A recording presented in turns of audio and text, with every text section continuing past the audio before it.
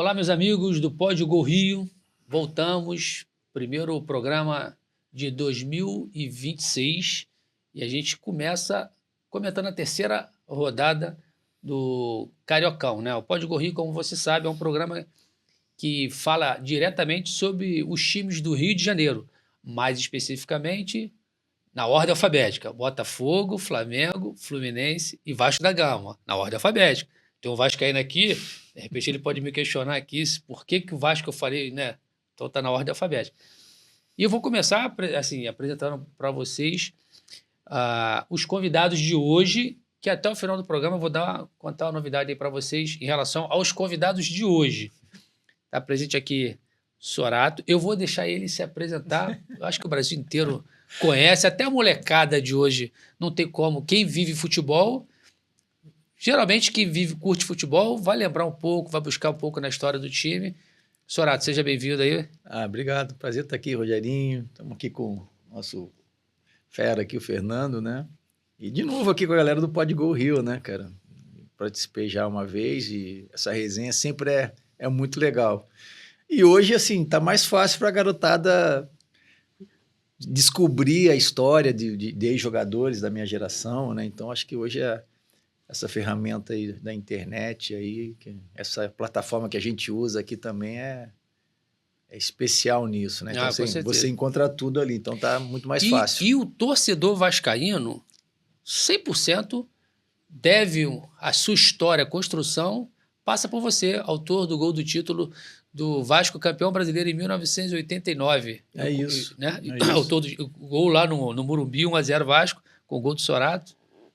Acho que assim, o Vasco é um clube gigante, enorme, né? Tem uma torcida enorme, né? Então, tá passando aí por momentos complicados há muito tempo, né? Mas a história do Vasco é muito bonita, né? E eu, assim, fazer parte disso, para mim, é motivo de agradecimento eterno. Fernando, olha a simplicidade de fazer parte disso. Você não faz parte. Cara, é a história. Você é a história do Vasco. Pois é, cara, assim, mas é isso, eu acho que assim, acho que até um reconhecimento pelo clube, né, que me acolheu, que me buscou lá no interior de São Paulo, e depois essa história fez essa torcida gigante me tratar com muito carinho. Então, acho que isso é o peso de uma conquista importante, né? A gente está vendo aí o Campeonato Brasileiro, o futebol brasileiro é muito competitivo, né? Sempre foi, né? Então, obviamente que em algum tempo atrás, essas distâncias das principais equipes, que hoje são sempre as consideradas as favoritas, eram um pouco menor. Então, assim, e ganhar um campeonato brasileiro na casa do adversário, lá em São Paulo, em pleno Morumbi. Então, isso tudo pesa muito. Na reta final ali, eu fiz uma reta final muito boa. Nos 4 últimos jogos, eu fiz gols em 3. Então, assim, e fez o gol de 1-0. O único título do Vasco é 1-0, né? Muito por conta, eu sempre falo, muito por conta da atuação do Acácio naquele jogo, na final, que fechou o gol. Mas foi 1-0. Então, isso tudo tem um peso enorme, né? Bem, o Pod Gol Rio é chato. A gente tem um campeão brasileiro pelo Vasco, e a gente tem um campeão brasileiro pelo São Paulo, campeão estadual pelo Flamengo. Fernando também, se eu não estiver enganado, se não for a terceira, deve ser a 4ª participação. No final também, já a gente vai ter... Acho que a maioria já imagina do que é. Fernando, que bom ter você de novo. Inclusive, eu percebo que as pessoas te elogiam muito, porque mesmo você tendo uma história no Flamengo, os seus comentários, eu escuto isso das pessoas que assistiram os programas que você participou. O Fernando, ele é coerente na fala dele. Isso é bacana, né? Bacana. Pô, primeiramente, obrigado pelo convite mais uma vez, Rogério. Já tô com cadeira cativa aqui já, né? É sócio, pô. Prazer enorme estar aqui do lado do Sorato. O cara, pô, o ídolo da torcida do Vasco, o ídolo nacional, né? Hoje em dia tem o Google, né? Antigamente era só o Milton Neves, né? Isso, por onde anda. Então, eu tô lisonjeado demais de estar aqui hoje com vocês. E é isso, cara. Eu tento dar o meu comentário assim, de forma mais imparcial possível, né? Seja para o Botafogo, seja para o Flamengo, Vasco, Fluminense. Eu acho que não tem como a gente fugir muito daquilo que a gente vê, do que a gente assiste, né? Bom, vamos falar exatamente sobre a terceira rodada. A gente já chega no meio do caminho. A gente chega no momento em que hoje não se fala acho que o assunto mais falado a nível de futebol no Rio de Janeiro hoje foi o clássico que ocorreu ontem entre Flamengo e Vasco, Vasco e Flamengo. E a gente vai começar falando desse clássico, até porque, não desmerecendo os times de menores investimentos, né? Mas o foco está muito relacionado a isso aí. Bem, vou começar com você, Sorato. Havia todo um planejamento do Flamengo de jogar com a gurizada aí, acho que até a quinta rodada, um negócio assim, se eu não tiver enganado, quarta ou quinta rodada. Então, teoricamente, o Flamengo jogaria com o Sub-20 no jogo do meio de semana com o Vasco. Só que o Diniz deu uma entrevista que eu achei interessante, que o Diniz falou o seguinte: eu tenho um esquema montado para jogar com o time principal e com o time Sub-20. E acho, aí eu vou deixar o seu comentário, na sua avaliação, o Vasco desempenhou bem esse jogo contra o Flamengo? O Flamengo foi muito superior. O que você achou desse jogo especificamente? Já que o Diniz disse que estava preparado para pegar ou a base ou o time profissional. Rogerinho, eu acho assim, o primeiro tempo foi muito ruim do Vasco, né? O segundo tempo, eu vou chegar lá, mas teve a expulsão que prejudicou ainda mais. O Vasco acho que teve... logo no início teve uma chance, uma escapada do Andrés Gomes pela esquerda, que chutou uma bola na trave, e depois só deu o Flamengo, né? O Flamengo dominando, o Léo Jardim começou a aparecer muito cedo no jogo, fazendo defesas importantíssimas. Eu estava vendo hoje, antes de vir para cá, ele fez 13 defesas. Acho que dentro dessas 13 defesas, ele fez umas 6, 7 dificílimas. Então, assim... Isso já mostra o que foi a pressão do Flamengo nesse primeiro tempo, né? Com muita posse de bola, principalmente no campo ofensivo. O Vasco... Eu fiz o jogo ontem, lá pela Vasco TV. Eu achei o Vasco... Faltou um pouquinho mais de agressividade no setor de meio campo na marcação. O Vasco estava dando muito espaço, principalmente para os dois volantes do Flamengo jogarem, o Pulgar e o Everton Araújo. Eles recebiam a bola sempre muito soltos, né? Muito livres, faziam essa bola circular no campo ofensivo e causou muita dúvida do sistema defensivo do Vasco, né? Principalmente do lado esquerdo da defesa do Vasco, que tinha a passagem do Emerson Royal, o Plata, que estava jogando ali, vinha para dentro, ficava entre o Robert Renan e o Piton, o zagueiro e o lateral, e causava sempre uma dúvida no próprio Piton, no lateral esquerdo, e também no Andrés Gomes, que estava na frente marcando. Porque se o Andrés Gomes fechasse a linha de passe para o Royal, abriria por dentro no Plata. E se ele fechasse a linha por dentro... abriria, como aconteceu muitas vezes, essa linha de passe para o Emerson Royal, que fez vários cruzamentos, e o Vasco teve muito problema ali com cruzamento na área, a maioria vindo do lado direito. Então, assim, o Flamengo surpreendeu pelo nível que apresentou logo nesse primeiro jogo, né? Com, 7 dias de trabalho, muito pouco. Pouquíssimo. Dentre a equipe que entrou do Flamengo ontem foram 4 jogadores titulares somente, né? Mas os outros também não são titulares, mas são os que jogam muito, né? Um elenco forte demais. Né? Forte demais. O Emerson Royal, o Cebolinha, enfim, são jogadores que estão acostumados. Mas o Vasco teve essa dificuldade enorme em marcar. O Flamengo sempre de posse de bola. O Vasco... se fechava, baixava as linhas, mas faltava essa pressão, principalmente nesse corredor central, nos dois volantes do Flamengo. E ali quem estava posicionado ali era o Felipe Coutinho e o GB, que entrou no lugar do Ryan ontem. E o Vasco não tinha essa saída rápida que tinha com o Ryan. Então, no momento que recuperava a bola, ou o perde pressão do Flamengo funcionava muito bem, ou o Vasco não tinha essa válvula de escape, de força, de velocidade, para tentar fazer uma transição ofensiva. Quando fazia com poucos jogadores. E aí facilitava a marcação. Facilitava muito a marcação, entendeu? Então, assim, o Vasco fez a estreia no campeonato contra o Maricá, foi com a equipe titular, considerado titular, foi muito boa, mas acho que a diferença técnica falou mais alto, não precisou, obviamente que precisa da questão física, né? Mas nesse primeiro jogo, pelo Vasco ter uma condição técnica melhor, ele dominou o jogo mesmo com um jogador a menos. ficou com posse de bola, enfim, fez 4 gols, tomou 2, que o Vasco precisa corrigir, principalmente essa bola aérea na área, que tá problemática, né? Mas ontem precisava de uma condição física um pouco melhor. O Flamengo também, primeiro tempo, uma intensidade muito alta, foi até surpreendente por ser o primeiro jogo. No segundo tempo, o Vasco teve o jogador expulso logo com 5 minutos, o Cauã Barros, né? E aí prejudicou muito, né? Aí o Vasco passou a só se defender. O Flamengo circulando essa bola no ataque, mas o Vasco conseguiu se fechar um pouco melhor, trouxe mais dificuldades, principalmente no último terço ali, quando o Flamengo entrava no último terço, sempre tinha um pé para cortar a bola, sempre tinha uma marcação, um desarme. Quando não aconteceu, o Léo Jardim apareceu bem novamente. Então, assim, o Diniz vai ter que ter muito trabalho ali, eu acho que para ajustar isso. É óbvio que um clássico, pela rivalidade que tem, sempre tem um peso, mas é normal e natural isso no início de temporada.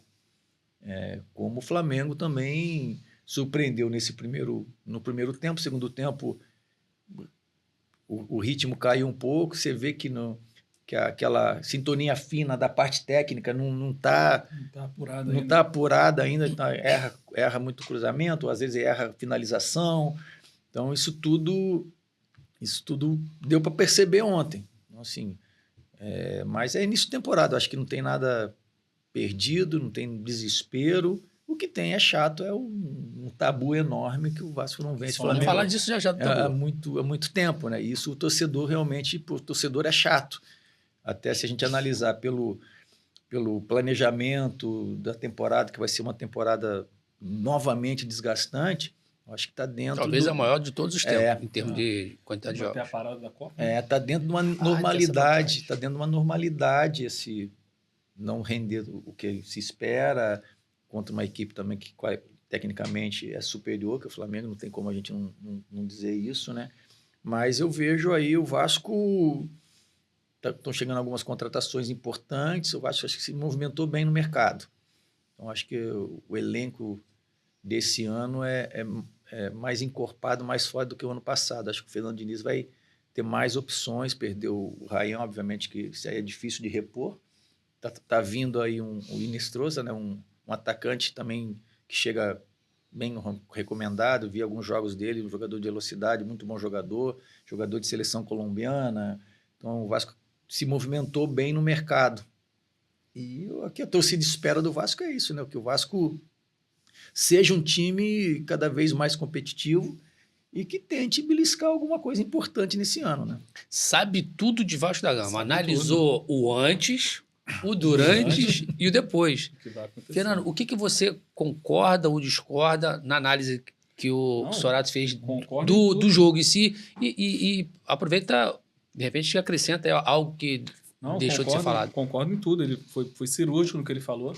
Né? O Flamengo foi surpreendente demais pelo fato de estar pouco tempo treinando, né? 7, 8 dias de treinamento apenas, né? Que o Sub-20 ia jogar até a 5ª rodada, só que não teve o sucesso que teve no ano anterior, né? No ano anterior, o Sub-20, se não me engano, ganhou alguns jogos de times menores, conseguiu deixar o Flamengo mais tranquilo para poder voltar. Só que agora foi preciso voltar com mais urgência, né? Porque foram 3 derrotas e o Campeonato Carioca tem rebaixamento, então ia ficar mais difícil para a galera conseguir tirar aí. Isso, se o Flamengo joga esse quadrangular, aumentaria mais 2 datas já nesse calendário que é... Aumenta mais datas de jogos. Né? Então o Flamengo foi superior, assim, no nível, digamos, técnico, né? O Flamengo tecnicamente é um time que dispensa comentários, só que fisicamente também me surpreendeu, porque o perde-pressiona foi muito forte. E a gente conhece o time do Fernando Diniz. Se deixar o time do Fernando Diniz sair tocando bola, meu irmão, vai ter o Fernando Diniz já escapou 2 vezes no primeiro tempo, conseguiu sair desse pé de pressiona, que foi a jogada... A jogada que deu a frente do GB, né? Foi a segunda. A primeira foi no início do Andrés Gomes. Na trave. E depois a do GB. E que, no segundo tempo, praticamente... E onde estava 0-0. Se faz 1-0 ali, meu irmão, qualquer um dos times que faz 1-0 naquele início ali, ia dificultar muito. Então, acho que a estratégia do Fernando Diniz, do Felipe Luiz, deu certo. Né? De pressionar o Vasco, não deixar eles ter tranquilidade para sair tocando. Tanto é que eles conseguiram roubar várias bolas ali, né? O Vasco errou muito, mas não errou porque errou errou porque o Flamengo pressionou muito. Provocou, né? Provocou o erro deles. Então, isso aí dificultou muito. O time do Fernando Diniz, quando tem um espaço para jogar, né, a gente viu no Fluminense que foi dessa forma, conseguia sair tocando ali bem curtinho, aí esticava a bola longa, conseguia gerar situações de gol. Então, isso aí dificultou. E não por falta de qualidade do time do Vasco. O Robert Renan tem muita qualidade para sair jogando, o Piton, o PH, só que a pressão do Flamengo estava tão forte que dificultou a saída deles. Encaixou né? a marcação. E assim, o Sorato falou uma coisa, foram 13 finalizações, 13 defesas difíceis. Cara, lembrando do primeiro tempo, teve a cabeçada do Bruno Henrique, teve uma do Léo Pereira, teve a do Cebolinha, teve um chute depois se eu não me engano, do Plata. Cara, então, o Léo Jardim, na minha visão, mesmo perdendo o jogo, foi o melhor em campo. Para colaborar com o que você falou, no jogo de ontem, o Flamengo teve 30 finalizações e uma do Vasco. 13 na direção do gol, 11 foram no gol. Então, no ruim, pior cenário aí, Léo Jardim deferiu 11 bolas. E naquele grau de dificuldade... Dificuldade, eu vou te falar, umas 6 defesas ali que podiam ser gol. Difícil. Poderiam entrar ali, se não fosse ele. Uma do escanteio que bateu, acho que bateu no Léo Pereira. No Pereira, ele pegou no canto, teve as duas cabeçadas. Uma do Cebolinha, uma do Bruno Henrique. O chute do Cebolinha, chute do Plata, chute do Cebolinha. Chute do Lino no segundo tempo. Pô, aquela muito difícil. No ângulo, cara. Ele foi bem demais, não pegou bem. Então, uma pergunta para você, Fernando. Tu consegue mostrar a grande diferença do que a gurizada vinha fazendo, do time do Flamengo, das 3 primeiras rodadas, para esse time, né? O que você viu de muita mudança? O que você... Eu vi que você até sorriu, tipo assim... talvez seja tão grande, né? Mas é bom se abordar. O Sorato também jogou futebol, né? Sabe que jogar um jogo de sub-20 e jogar um jogo profissional, cara, parece que é outro esporte. Diferente. O jogo da base é muito correria, os moleques correm muito, se movimentam muito. O profissional é mais posicionado. Por mais que você consiga correr, mas é mais organizado, digamos assim. Então você gasta menos energia desnecessária. Tu vê que o Flamengo, a galera estava mal fisicamente em relação aos meninos sub-20, que já vinham jogando, já vinham treinando, só que o posicionamento deles é muito, muito assertivo, eles correm menos errado, né? Então eles correm mais certo, a qualidade técnica, dispensa comentário, né? Apesar de que os meninos, tem muitos meninos bons ali, o próprio Guilherme que fez o gol contra o Bangu, o menininho lá que fez o gol contra o Mirassol, não vou lembrar o nome dele agora, o Iago é um zagueiro imponente, que estava no banco ontem. Estava no banco. Só que assim, dispensa comentários, né? É discrepante demais o nível físico e a qualidade também. Sorato, tem muita diferença do Vasco da sua época. Aí eu estou falando agora de pressão, de busca por resultado. Para o Vasco de hoje, você falou um negocinho que eu achei interessante, a questão do tabu. E aí eu deixo para você essa pergunta. Como fazer? A gente sabe da diferença. A gente, quando tem a responsabilidade de ter um programa e falar com o público, a gente sempre fica meio cuidadoso da forma como vai falar. Mas é indiscutível que o elenco do Flamengo ele é muito superior à grande maioria dos times do Brasil, podemos dizer. Mas mesmo com essa distância, né, de elenco, porque você vê, sai um grande jogador, entra um grande jogador. Ontem mesmo no jogo, ainda você não tendo um Jorginho, um Arrascaeta, um De La Cruz, que não estavam em campo, mas ainda assim é um grande time. Como, de alguma forma, o time do Vasco, que para mim a distância já foi até maior, tá? Eu acho que o time do Vasco, também acho, mesmo com esses números altos, que a gente falou, 30 chutes e tal, mas eu vejo muita evolução do Vasco nos últimos 2 anos para cá, né? O Vasco vem evoluindo, pelo menos eu percebo isso. Mas como tirar isso? Na tua época, eu não sei se a pressão por reverter um cenário... Assim, jogar no Vasco sempre você vai ser muito cobrado. Não tem como é o Flamengo, como são as grandes... como são esses times, esses clubes de massa, né? Eu acho que assim, é isso. É você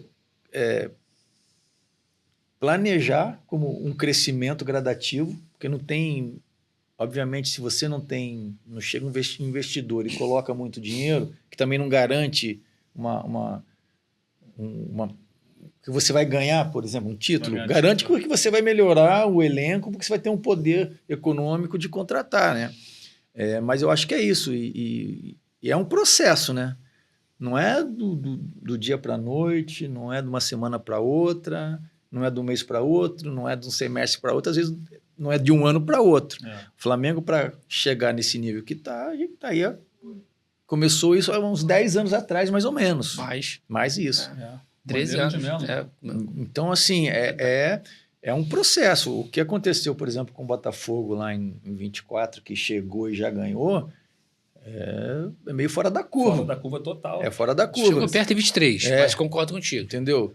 Já vinha de um trabalho, chegou ali, botou um dinheiro. E vinha de um acesso, né? Porque Isso. em 22 estava na Série B. Enfim, não é tão simples, mas o que eu vejo é que o Vasco está num processo de crescimento. Acho que o time está mais competitivo. Para esse ano, a gente viu o perfil das contratações, são todos jogadores aí jovens. De qualidade. O Vasco não contrata mais aqueles final de carreira, que eu não tenho nada contra, porque eu joguei até 40 anos também. Mas, assim, mudou um pouco o perfil. Eu achei que você estava com 40 agora. Pô, quem dera. Tá no formal, né? Quem dera.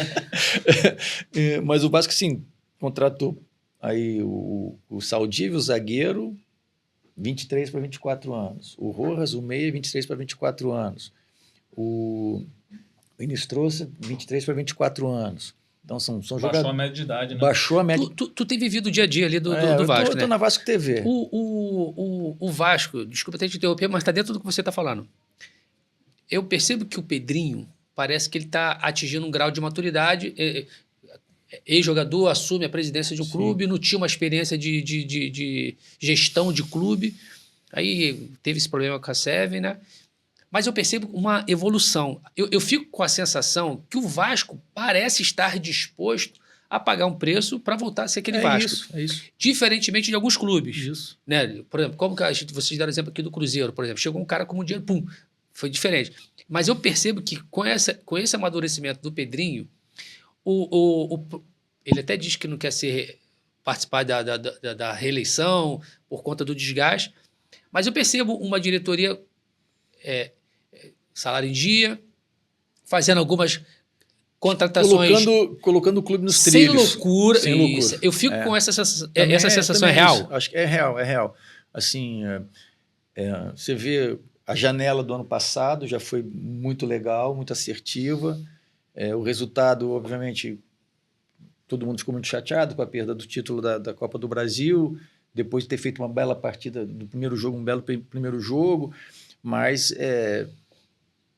É isso, eu acho que é pé no chão, não fazendo loucura, aproveitando aí, acho que a vinda do diretor executivo do Admar foi assim, uma coisa muito assertiva, porque a gente não via falar dele, não conhecia, é um cara que chegou em silêncio, trabalha em silêncio, mapeando o mercado, mapeando os jogadores importantes dentro de uma condição do que o Vasco tem e trouxe e os caras se encaixaram. Então, assim, eu acho que o Vasco... Está no caminho, então. Está no caminho. Esse ano, pelo que eu estou sabendo, o Vasco já tem um fôlego um pouquinho maior, ainda mais depois agora da negociação do Consolidou do Ryan. Não digo da venda. Consolidou a questão do investidor? Não, ainda não. Ainda não, né? Está no caminho, no caminho, já passou algumas etapas. Isso vai ser talvez um divisor de água, uma virada de chave. Já tiveram algumas etapas que foram já concluídas, faltam ainda algumas coisas. Eu vou olhar ali para aquela câmera ali e vou dizer o seguinte: pelas falas do Sorato, dias melhores para o Vasco, torcida, ter um pouco mais de paciência. Ele falou de uma invencibilidade que nós já vamos discutir já, mas... tem uma luz no fim do túnel. Eu pelo menos, eu vejo uma luz no fim do túnel em relação ao time do Vasco. E é muito interessante isso para o futebol brasileiro, porque ter times, principalmente do Rio, né, que nós aqui somos completamente envolvidos, né, com essa questão do futebol do Rio de Janeiro. E aí, só para lembrar rapidamente, né, as quatro últimas Libertadores veio para cá, as competições de Campeonato Brasileiro, Copa do Brasil, o Rio de Janeiro está papando tudo. Então, quanto mais forte os outros times do Rio ficarem, melhor para todo mundo. Muito bom. Uma pergunta para você, Fernando. Essa pergunta é para você e para o Sorato. Você responde e logo em seguida o Sorato responde. Antes de eu fazer a pergunta. Por incrível que pareça, passou meia hora de programa. Então, vamos tentar ser mais objetivo nas respostas, porque tem muita coisa para ser debatida daqui. Na opinião de vocês, o que foi decisivo, fundamental no jogo de ontem foi digo em relação à vitória do Flamengo, né? Foi a expulsão do Cauã Cauã Barros, ou foi uma questão técnica do Flamengo? Mesmo que se tivesse com 11 jogadores, inevitavelmente o Flamengo tinha tudo para vencer o jogo. Você consegue dizer o seguinte, pô, mano, foi 1-0 o Flamengo por conta disso. Então, na minha visão, a expulsão, lógico, facilita muito. No futebol competitivo que está hoje, né? Jogar com um jogador a menos dificulta pra caramba pro time que está com esse jogador a menos. Mas o Flamengo já era superior no nível de finalizações. Eu acho que já tinha umas 13 finalizações, ou 16, se eu não me engano, a 2 do Vasco. Então o Flamengo já estava se impondo de uma forma muito, muito forte, né? Eu acho que a expulsão só veio a facilitar um pouco mais, né? Sim. Mas eu acho que o Flamengo ia sair com a vitória mesmo com 11 contra 11 ali. Eu também acho, assim, acho que eu até falei ontem, eu acho que o que serve para avaliação é o primeiro tempo, né? E o primeiro tempo o Flamengo foi muito superior, né? O Flamengo foi superior demais. Talvez se o Vasco tivesse com 11 jogadores no segundo tempo, chegaria o desgaste, que é natural, talvez o Vasco teria um pouco mais de chance, de repente, de uma escapada, uma transição ofensiva, conseguir mais vezes fazer isso.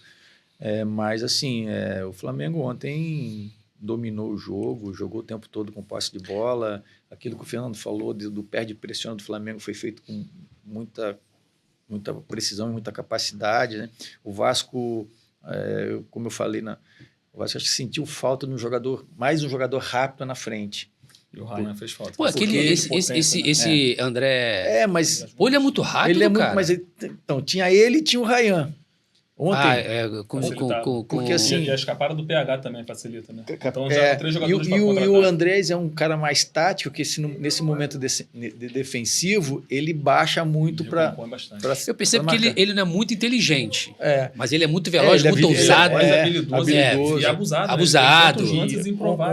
E ontem, Fernando, foi uma coisa engraçada, assim, pelo time saber que não tem esse jogador, a gente via algumas, nas retomadas de bola do Vasco no campo defensivo, você via que o Vasco tinha a chance de jogar para frente. Fez algumas vezes. Mas podia ter feito mais. Por falta de mais um jogador de velocidade rápido lá na frente. Rompedor, né? Para quebrar a linha ali na velocidade. Então, assim, às vezes, ontem, assim, umas 4, 5 jogadas que o Vasco retomava essa bola, principalmente no miolo de zaga, e a bola entrava na lateral, os laterais tinham chance de rodar o quadril e já... progredir pelo corredor, não fazia por não ter um jogador que ia puxar uma diagonal na frente. Posso até falar besteira agora. Aí uma falhazinha da diretoria do Vasco. Porque se você está em negociação com o Ryan e você já libera o Verratti no mesmo período, tipo assim, não teve essa preocupação. Porque eu acredito que com essa rapidez aí, não, por mas exemplo, o Verratti por mais que o Verratti parecido com o GB na questão da velocidade, a experiência, faz um pivô melhor, conclui melhor. Conta, mas eu acho que houve um erro de planejamento aí. Porque o que você faria, por exemplo, numa situação como essa? Tu tá abrindo mão de um Ryan que, se não for o melhor jogador do Vasco, tá ali equiparado ali com, eu digo, nível de importância de entrega do que tem feito, né? Ele e o Coutinho mesmo, não tem jeito. Mas ontem ontem, no ano passado, o Ryan foi o principal jogador. Foi o protagonista. Aí você tá num processo de negociação que já vem de um tempo, e na mesma semana você vende o Verratti. Isso aí também que fique para questão de se planejar melhor, né?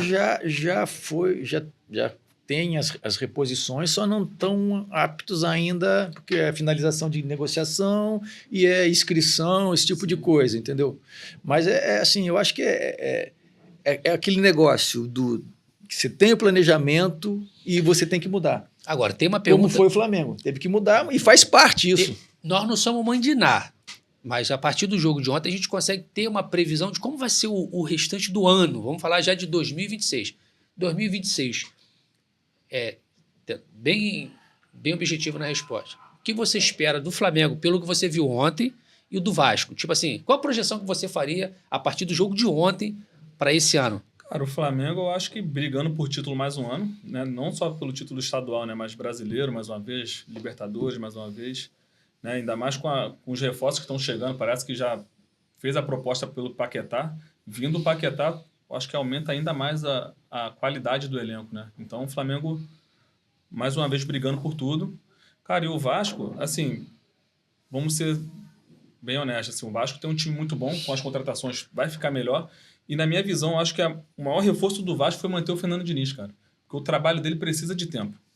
E chegando um jogador de qualidade, do jeito que ele gosta de trabalhar, tendo esse tempo para trabalhar e botar em prática, cara, é só você ver o que ele fez com o Fluminense, né? Campeão da Quando Libertadores. você fala em tempo, ele está por quanto tempo já como técnico do Vasco? Ele assumiu, Agora foi no meio do ano passado, né? Agora vai para o segundo ano dele. Tá, né? então, tem 6 meses, 7 meses, mais ou menos. Tá, pode continuar. Vai começar a que ter uma tava na dúvida. longevidade no trabalho dele, que isso é importante para ele. Tu vê que na seleção ele não conseguiu botar em prática a maneira dele de jogar, em momento algum. O exemplo, acho que para a gente comparar aqui, é o Flamengo de ontem, né? Se você vê um treinador que está mais tempo, Tá mais tempo aqui. e você vê o time que não é todo titular jogando de uma maneira muito parecida com os titulares. Então, isso conta bastante, né? Eu acho que é a cabeça que faz a engrenagem funcionar. Eu acho que é o treinador. Tu vê que quando sai o Arthur Jorge do Botafogo, cara, o Botafogo penou. Sofreu impacto. O time sofreu muito. Muito. O time, perderam o Almada e o Luiz Henrique. Perderam 2 jogadores, cara. Para a qualidade que estava ali em cima, não podia ter baixado tanto. Tu vê, o Flamengo não foi todo titular, mas a forma que o treinador gosta, fizeram. Isso, bem treinado. É um time bem treinado. Projeção para esse ano, pelo que você viu do início dos times titulares, Flamengo e Vasco. Eu acho que é isso. O Flamengo é o principal elenco do Brasil, né? De novo, deve brigar aí pelas principais competições. E o Vasco, eu acho que é isso. De repente, uma Sul-Americana, dá para beliscar, uma Copa do Brasil. Vamos ver como esses reforços se encaixam no time. Uma coisa assim, acho que o Vasco vai ser um time melhor do que do ano passado. Com certeza. Com mais peças, eu acho que com jogadores com características que aceitam melhor, que se encaixam melhor na ideia de jogo do Diniz. Então, eu acho que isso o Vasco vai ter, é um time mais competitivo. Certo. E aí, resultado, vamos ver, né? Vamos aqui, ó. A tabela, infelizmente, não deu tempo de eu jogar ali na tela ali, mas vocês... Eu vou... Do estadual? Vamos lá. O grupo A. O Botafogo é o primeiro, né? Não. Por incrível que pareça. Não, tá invertido aqui. O grupo A, Botafogo é o primeiro. Sim. E o Botafogo joga hoje, às 21 horas, não é hoje? Não, jogou ontem contra o Volta Redonda. Foi ontem mesmo. Ganhou de 1-0. De 1-0, gol do... Na verdade, a tabela aqui, então... É o primeiro jogo do Anselmo, do treinador. Gol do Montoro. Não, perdão. Joga... Que eu tô falando que joga domingo. Próxima rodada. 24, próxima rodada. Botafogo joga contra o Bangu. E o Botafogo está liderando o grupo dele, não é isso? Não, Maricá. Agora acertei aqui. No grupo A. Pô, tá confusa essa tabela Botafogo aqui. primeiro, Flamengo é terceiro. Não, peraí. Tá confusa essa tabela aqui. É que misturou tabela com jogos, com os próximos jogos. Peraí.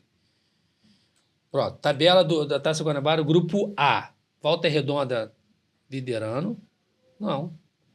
3 jogos, 6 pontos. Volta Redonda que tá liderando. Volta Redonda, Volta Redonda, Bangu e Vasco em Vasco, terceiro. Quarto Fluminense. Isso aí. E no outro grupo... Grupo B, Botafogo é o primeiro. Botafogo, Nova Iguaçu segundo e Flamengo terceiro. Você vê, né? Flamengo... O debate da semana era... disputar lá entre os 4 para não cair e agora com uma única vitória está 1 ponto atrás do líder. Está 1 ponto atrás do líder, está com 3 pontos. Tudo bem que tem um jogo a mais, isso pode também fazer e tem o clássico final de semana, né? Antes da gente falar do também, antes da gente falar do clássico, a gente está debatendo muito Flamengo e Vasco e a gente, quando fala da perspectiva para os 2 times, real, mas para o estadual, como é que vocês... Aí agora a gente vai dar uma passadinha em Fluminense, em Botafogo. Quem vocês apontam como favorito, e desde já, irmão, eu sei que está cedo, campeão estadual 2026? Acho que o favorito é o Flamengo, né? Se jogar com esse time que pelo menos quem jogou seria ontem. O adversário que mais poderia endurecer esse título do Flamengo? Assim, o Botafogo tem um bom time, mas está com o trabalho do novo treinador, né? O Fluminense está há mais tempo com o treinador. Chegaram alguns jogadores importantes, está chegando o Savarino, né, que fechou. Fechou, né? Enfim, acho que o Botafogo ainda assim perdeu o Marlon Freitas, que é um jogador que era o coração ali desse time, né? Eu vejo ali o Flamengo, o Fluminense, assim, não sei, o Fluminense teve bons momentos ano passado, mas falta, e é um problema do Fluminense, o cara que vai colocar a bola para dentro, né? Por incrível que pareça, ele tem o Cano ali, que é um... Foi o péssimo ano dele, em de outros 2025, momentos fez ruim. muito gols, mas ano passado foi difícil, né? Sofreu com lesão Muito. também. Sofreu com lesão. Todo ataque do Fluminense sofreu com lesão no ano Porque passado. é difícil a gente fazer uma projeção pelo planejamento que esses times estão tendo. Então a gente não sabe. Está muito obscuro ainda. Está muito obscuro. Eu acho que a tendência são os 4 grandes. Entendeu? Sim. Eu não vejo assim. Pode acontecer, mas acho que a diferença técnica está muito grande dos 4 para os menores investimentos, que é uma pena, né? Você também acha que o Flamengo é o favorito? Flamengo, Você acha mais uma isso? vez. E quem você acha que seria hoje dos times do Rio que mais ameaça aí essa hegemonia do Flamengo no estado? Cara, o Flamengo mais uma vez favorito. E eu acho que o que mais ameaça ali é o Fluminense, cara. Porque nos últimos anos o Fluminense é o único time que não respeita o Flamengo. Que joga e encontrou uma forma de jogar contra o Flamengo, meu irmão. O Fluminense é esse time. Eu até brinquei ano passado, se o Fluminense tivesse um campeonato só contra o Flamengo é campeão. E quando ele joga contra o Flamengo, cara, pô... E olha que eu gosto pra caraca do time do Fluminense. O Martinelli é muito bom, e continua, o Hércules, a defesa é muito boa. Cara, eu acho que o Fluminense contra o Flamengo é favorito, mas o Fluminense ele consegue tirar um coelho da cartola, meu irmão, que os caras jogam de uma forma que não tem bola perdida, os caras conseguem pressionar com 2, 3, eles conseguem tirar lá do fundo da alma um algo a mais contra o Flamengo. Essa questão de administrativa do Botafogo, pelo que se lê, né? Porque também tem muita coisa ali que a gente nem tem conhecimento. Inclusive, eu escuto muito de que tem tudo para essa SAF dar ruim em algum momento por conta de tantas saídas, né? O que vocês esperam do Botafogo ainda esse ano? A gente fez um comentário muito raso. Vamos tentar se aprofundar um pouco mais. Você vê que quando foi campeão brasileiro, teve uma debandada. Mas aí todo mundo entendeu como sendo o recurso que o Testor tinha para fazer moeda, ia vender, para contratar, então estava tudo no campo comercial. Esse ano, a galera está saindo porque nem quer ficar mais no Botafogo. Haja visto a própria saída do Marlon Freitas, que... O capitão do time, um pilar, o coração do time. Talvez o maior ídolo do último time, depois que o Luiz Henrique e o Almada saiu, foi o cara que herdou a condição de ídolo do time. E fez questão de sair, inclusive, com entrevistas polêmicas na hora que ele é recebido lá pelo time do Palmeiras. O que vocês acham que pode acontecer com o Botafogo se der ruim essa SAF, por exemplo? Porque é o que está parecendo que vai acontecer, né? Cara, assim, essa questão extracampo, né, acaba interferindo, né? Se você não tiver as coisas bem esclarecidas, passar essa tranquilidade para os jogadores, né, de que tudo vai continuar normal, não vai ter problema, a coisa pode andar bem. Agora, dentro do campo, que a gente viu ontem, primeiro jogo do novo treinador, é uma ideia que está muito no início, que os jogadores estão tentando fazer. Sim. O Botafogo sofreu um pouquinho, né, no primeiro tempo, o Volta Redonda teve algumas chances. Mais 2 chances ali no início. E aí depois o Botafogo dominou. Tomou conta, o goleiro do Volta Redonda fez pelo menos umas 3, 4 defesas boas. É um time que mudou muito, né? Mas vamos ver como é que o Anselmi vai resolver, vai encaixar esse time, né? Você vê que é meio que um efeito dominó, né? Almada, Luiz Henrique, Marlon, Savarino indo para o Fluminense. Essa é a sensação que se fica, que mais uma vez a questão do planejamento do Botafogo. E outro detalhe, que foi o problema do ano passado. Toda hora troca de técnico, que assumiu mais um técnico agora. Fernando, essa história parece que vai se repetir, tu acha isso? O que aconteceu no passado, tá mais para acontecer o que aconteceu no passado do que o que aconteceu em 23, quando o Botafogo foi campeão? Eu acho, né? Porque a questão de você não manter um treinador, cara, eu acho que isso aí dificulta muito, atrapalha a cabeça do atleta até, né? Um treinador gosta de jogar de uma forma, o outro já vem com outro pensamento. Aí já traz um preparador físico que o time não tá correndo. Então, cara, eu acho que é uma coisa muito errada do futebol brasileiro, né? Tu vê que na Europa, pô, o Ferguson ficou anos lá, o Wenger ficou anos no Arsenal e não ganhava nada. Só que assim, a ideia de jogo, o padrão, depois o Arsenal vem ganhando tudo. Então, eu acho que isso precisa ser construído no Brasil, né? Que a solução não é mandar um treinador embora.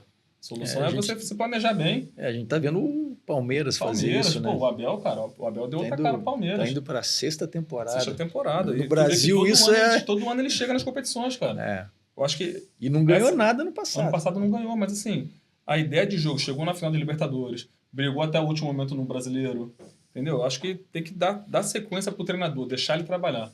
Eu acho que é o diferencial. E temos que dar uma passadinha aí pelo Fluminense, né? O Fluminense, segundo o novo presidente, no depoimento recente, ele diz que o Fluminense vai mudar um pouco essa política de contratações.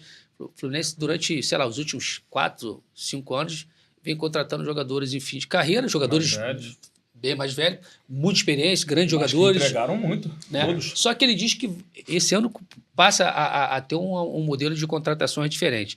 Mesmo nesse modelo antigo, contratando jogadores um pouco mais velhos, o Fluminense, se eu não estiver enganado... Não, com toda certeza eu vou responder para vocês. No ano de 2025, o Fluminense foi o terceiro melhor desempenho dos times do Brasil, ficando atrás somente de Flamengo e Palmeiras, se você somar todos os jogos. Então, colheu ainda resultado, além da Libertadores de 2023, né? Mas com essa política nova, o torcedor do Fluminense tem mais possibilidade de comemorar mais título, porque não adianta também ficar o terceiro melhor desempenho do Brasil e não ganhar nada, né? O Fluminense acho que tem uma boa base, né? Perdeu o Thiago Silva, né, que é o cara que passava essa confiança, a liderança, mas é um time que tem uma base ali. A gente viu ali o Martinelli, o Fábio manteve, enfim, tem ali o Samuel Xavier, que é um cara que é um cara cascudo, um cara também que já está há um bom tempo. Tá chegando, vamos ver como é que vai se encaixar o Savarino. Acho que o Fluminense manteve o elenco quase. Sim, não manteve, praticamente não vendeu ninguém. Só o Thiago Silva acho que saiu. A Costa se encaixou bem demais ali. Então, até mesmo com a vinda do Savarino, não desfez nenhum atacante. Sim, continua o John Kennedy, continua todo mundo. O Canóbio, assim, é um jogador que... Pro futebol de hoje é importante. É importantíssimo. É um cara que dá uma intensidade. Plástico, mas é um jogador que entrega muito. O que eu soube que acho que o Boca Júnior, como não perdeu o Inestros, veio atrás do Serna, né? Hoje eu vi uma nota do Fluminense disse que não vende. Não vende, então. Mas assim, o Botafogo tem uma base. O Fluminense tem uma base já. Uma base sólida, já entrosada. Não, e nos bastidores. Não perdeu o treinador, né? Não perdeu. E nos bastidores está bem escondidinho isso. Mas estão monitorando a possibilidade da volta do John Arias. Porque ele deu um depoimento que se tiver que voltar para o Brasil, daria preferência para o Fluminense. Não está bem na competição. E parece que já houve contato, já estão levantando. Pô, se volta o John Arias, ele então... não tem jogado lá com tanta frequência como ele jogava aqui. E é ano de Copa, né, cara? Ele precisa estar jogando para ir para a Copa. Então... E assim, essa questão de jogador mais novo, jogador mais velho, cara, isso aí não garante título para ninguém, né? Porque o Palmeiras investiu em um monte de jogador novo, Flamengo um jogador mais experiente, mais velho, campeão Flamengo. Eu acho assim que essa mudança não é só uma questão do Fluminense. A gente tem visto... Acho que o Palmeiras foi o primeiro a começar a fazer isso. Sim, dar uma renovada. Um perfil de contratação mais jovens e tal. Eu acho que é a questão da exigência do calendário brasileiro. Exigência física, para aguentar mais tempo. Para aguentar mais tempo. O BAP soltou uma nota também de mudanças também de alguma postura de contratação do Flamengo também. Até definiu o valor, limite máximo. Se eu não tiver enganado, o Flamengo não... Segundo o BAP, numa entrevista, ele diz que o Flamengo não vai contratar jogadores com mais de 27 anos. Então, o próprio Flamengo já quer renovar. É isso. Assim, uma coisa que eu tive, que aconteceu, que eu achei... A questão é física, né? Mas que, por outro lado, pelo investimento que o Flamengo faz e fez, né, ano passado... Por exemplo, no momento mais importante do ano passado, que foi a final do Mundial, você não tinha Arrascaeta e nem Jorginho para bater pênalti. Exatamente. A questão física, se de repente fosse mais novo... isso, entendeu, cara? Então, assim, tem esse lado... tem esse lado de que é preciso... o time que quer brigar lá em cima, que quer conquistar competições importantíssimas. E o Mundial... como o Mundial esses principais jogadores têm que estar, cara, Tem que estar, nesse momento exatamente. decisivo, entendeu? Não, E por uma questão física não estavam. Com certeza, E verdade. se permanece em campo, era capaz até de ser expulso. Já tinha amarelo, estava morto de cansado, o Jorginho estava se arrastando. Tanto ele quanto o Pulgar, que é mais novo, estava se arrastando já. E pasmem, a gente vinha conversando no carro, BAP nessa entrevista, geralmente quando ele dá entrevista, os outros presidentes ficam tudo muito indignados porque ele solta cada pérola e ele soltou o seguinte: errei no planejamento. O presidente BAP diz que 2025 errou, porque poderia ter gastado mais. Se endividou pouco. Se endividou pouco. Se ele soubesse que o lucro seria daquele jeito, gastaria uns 400 milhões de Copa. Isso significa que o Flamengo vai de novo de forma agressiva. Não, essa questão do Paquetá é isso já. E explica, vocês dois, pode explicar olhando para aquela câmera ali, porque tem muita gente que fala o seguinte: não, como é que é o nome? Uma palavra em inglês. Fair play? Não, fair play financeiro, só que eles falam outro nome. O fair play financeiro, tem muita gente achando que tem um limite para gastar. Eu queria que vocês explicassem isso, porque não é isso. Não é limite para gastar. Né? Porque alguns falam assim: não, tem que fazer um fair play financeiro no Flamengo, porque é uma covardia que está sendo feito, está gastando muito, os outros clubes não vão chegar perto. O que é fair play financeiro? Olhando para aquela câmera ali, para quem está em casa entender melhor isso. Cara, é a capacidade do que o clube tem econômica de destinar um limite para esse tipo de coisa, né? Não é... Você não pode. O fair play... O tem para gastar não pode. O resumo do fair play financeiro é comprar e pagar. É só isso. Porque o fair play financeiro... Dentro da condição. É isso aí. Porque se você não paga, como o caso do Corinthians, que contrata e não... Isso aí começa... Pronto, essa é a palavra que eu queria lembrar. E aí sofre um transfer ban. Porque a responsabilidade não está no poder financeiro que o time tem. Você não pode gastar acima do que você arrecada. É exatamente isso. Então, você que está em casa, pode ficar pior. Você que é torcedor do Palmeiras, do Corinthians. O Vasco, para mim, vai colher os frutos disso daqui a uns 2, 3 anos. É isso aí. O Vasco acho que está se preparando aí para daqui a 2, 3 anos. Eu percebo isso, está pagando um preçozinho. Está fazendo igual fez o Bandeira, está deixando ali o alicerce, a base direitinho. Antes da gente ir para as considerações finais, tinha mais várias perguntas aqui, mas eu vou fazer uma enquetezinha para quem está em casa. E a pergunta é papum, hein? Não dá nem para respirar, né? Aqueles migué que vocês usavam aí, né? A bola tá lá, dá aquela andadinha ali no canto. Deixa eu até tomar um gole aqui. Apesar que o Fernando não dava migué, não. O Fernando corria o jogo inteiro, filho. Tanto, eu via o Fernando no São Paulo, no Flamengo. Pô, o Fernando era cão de guarda, né? Sorato fazia os miguezinhos. Mas também quando a bola chegava... Você tem que fazer gol, pô. Isso que eu ia falar agora, mas quando a bola chegava, resolvia. O centroavante não tem que jogar bem, tem que fazer tem que gol, botar para dentro. Se não botou então pra vamos dentro, lá, uma dinâmicazinha. A pergunta é curta e a resposta é curta. Ó, sim, não e talvez, essa é a resposta. Boa. Só pode responder esses 3, sim, não e talvez. Vamos começar aqui. A primeira. O Flamengo vai ser campeão carioca? Sim. Talvez. O Vasco consegue se recuperar e brigar pelo título? Sim. Sim. Quem será o campeão brasileiro de 2026? Peraí, calma aí. A pergunta não pode ser assim. Porque senão não cabe... Aí eu vou dizer o seguinte: Flamengo, Palmeiras ou outro? Vou repetir a pergunta. Quem será o campeão brasileiro de 2026? Rapaz. Flamengo, Palmeiras ou outro? Eu acho que é Flamengo ou Palmeiras. Não.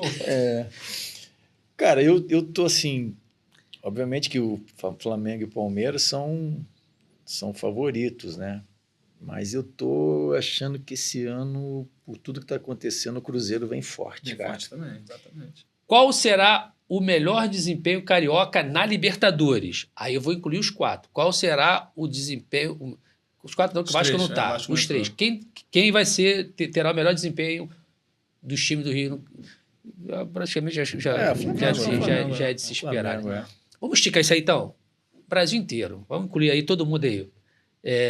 Aqui, inclusive, o diretor deu algumas opções. Flamengo campeão, Flamengo vice, Palmeiras campeão, Palmeiras vice, ou outro. Eu acho que o Palmeiras, ano que vem, belisca alguma coisa. Esse ano? Esse ano, ano que vem. Assim. eu acho que esse ano o Palmeiras belisca alguma coisa. E assim, a questão do clube ganhar a Libertadores e o Brasileiro, cara, não é muito normal não, cara. Porque ou você dá prioridade a um ou a outro, né? Isso, é. E se você priorizar os dois, cara, acaba que... E o calendário esse ano é tá terrível bem- de tá bem novo. terrível, Vocês acreditam que o futebol carioca vai continuar dominando o futebol esse ano, 2026? exatamente.